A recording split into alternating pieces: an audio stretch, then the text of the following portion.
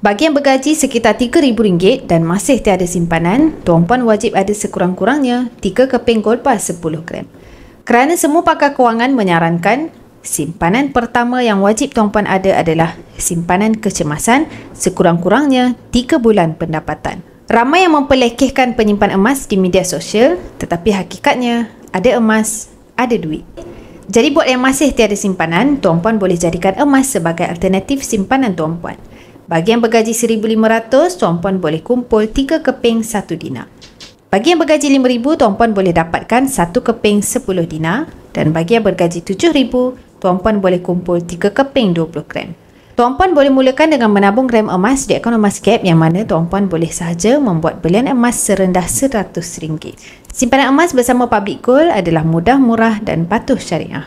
Jadi untuk pemula, tuan-puan boleh rujuk pin video saya untuk langkah mudah daftar akaun emas dan nanti saya akan bantu tuan-puan cara terbaik menabung emas di Public Gold sesuai dengan bajet tuan-puan.